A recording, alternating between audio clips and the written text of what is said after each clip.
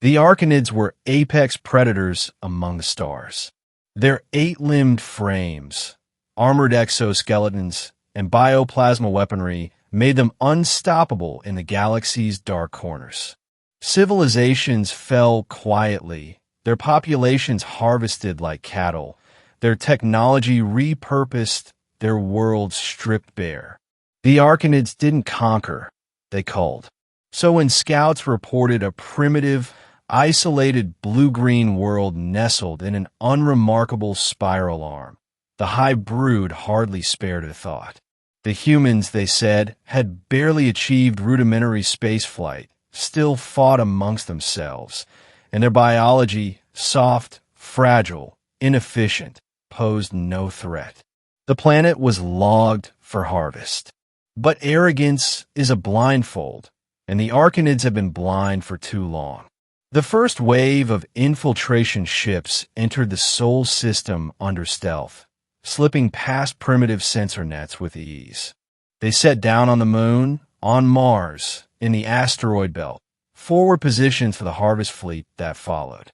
Observations confirmed human vulnerability, disorganized governments, fragmented militaries, technology centuries behind galactic standards.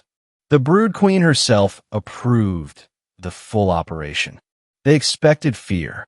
They expected surrender. They expected meat. What they got was hell. The first hint came when the lunar detachment lost contact. Arkanid soldiers, each 2 meters tall, encased in living carapace, should have pacified the human research outpost within minutes.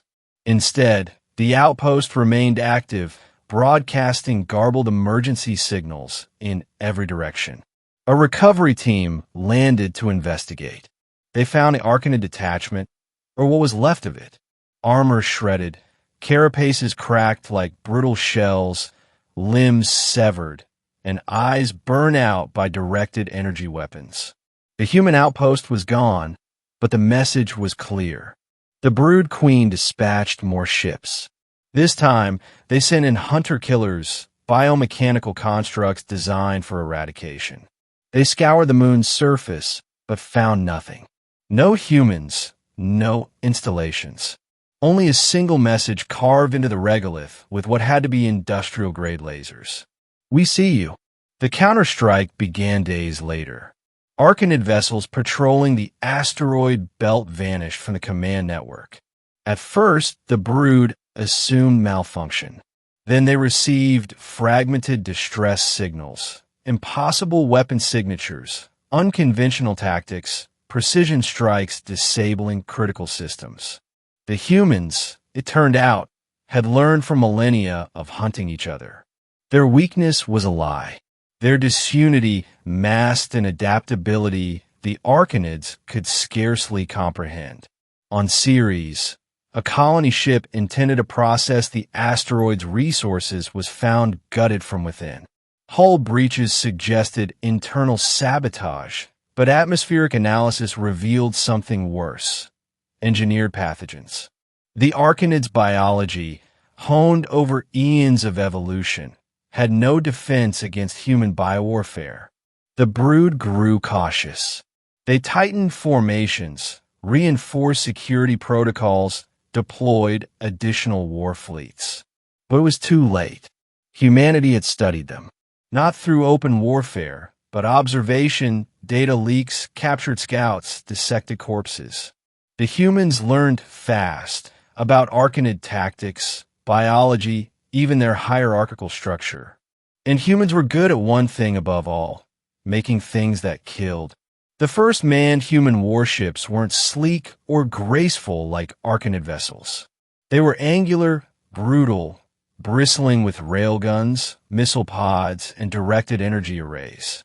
Their armor was layered composites and repurposed asteroid alloys.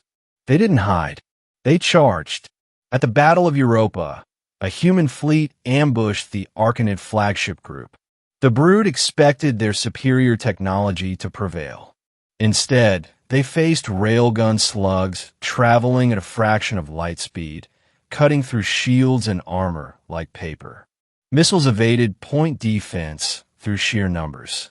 Human boarding teams, encased in powered exosuits, breached ships, slaughtering crews with terrifying efficiency. The Arkanids underestimated how far desperation and creativity could take a species. But the worst revelation came with captured human soldiers. Unlike other prey species, they didn't fear death. They weaponized it. Suicide charges, traps, last stand that bled the Arkanid forces dry.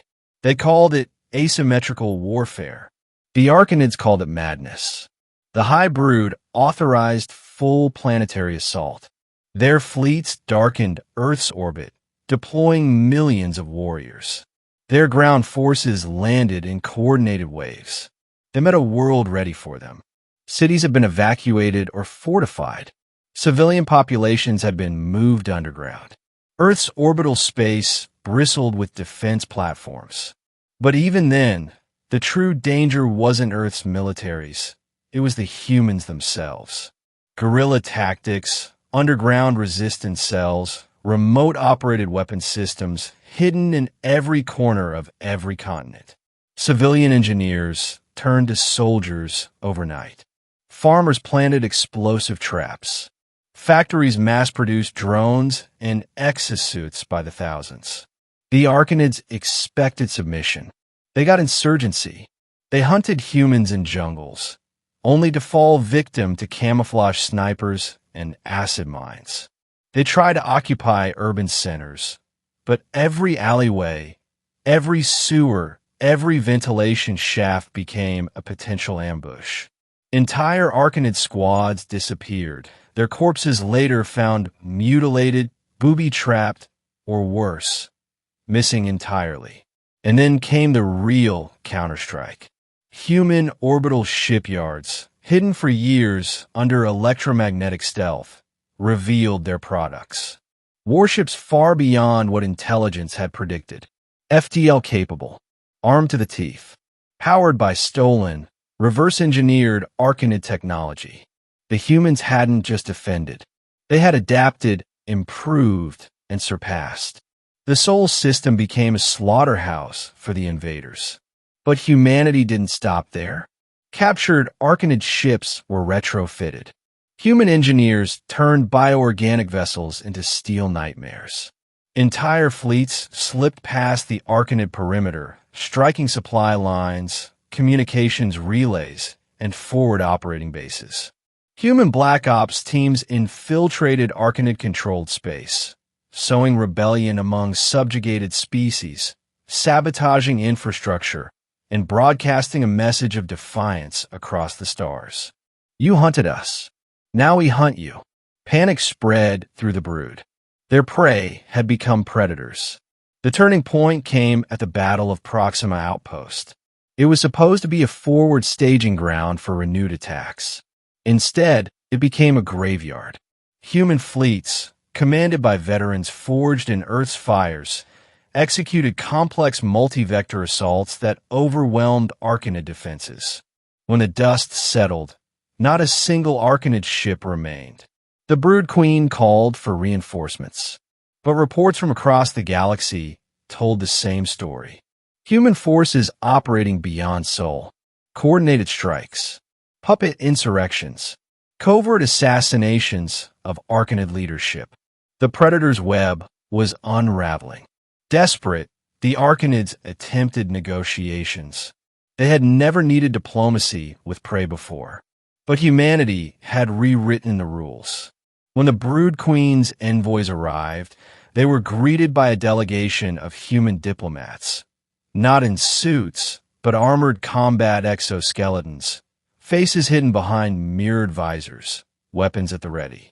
The lead envoy, a scarred veteran named General Elena Voss, summarized humanity's position in a single sentence. There will be no peace, only consequences.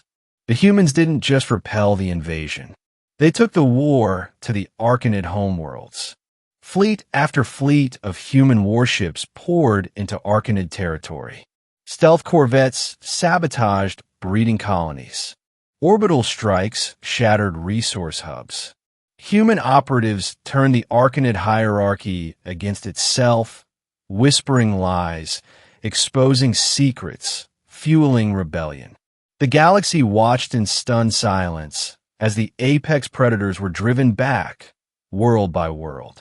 Captured Arkanid technology fueled human advancement at unprecedented speeds. What took the brood millennia to develop, humanity mastered in decades. Biological engineering, starship design, energy weaponry, all absorbed, repurposed, weaponized. The final blow came at the Arkanid throne world, nestled deep within a cluster of black hole-guarded systems. No one had ever reached it. No one dared. Humans dared. A coalition fleet, spearheaded by Earth's most advanced warships and flanked by defected species liberated from Arkanid oppression, breached the unbreachable. The battle was swift, brutal, and decisive. The Brood Queen's citadel fell. Her bioplasma guard were torn apart by railgun fire and precision strikes. Her final moments were recorded, broadcast across the galaxy.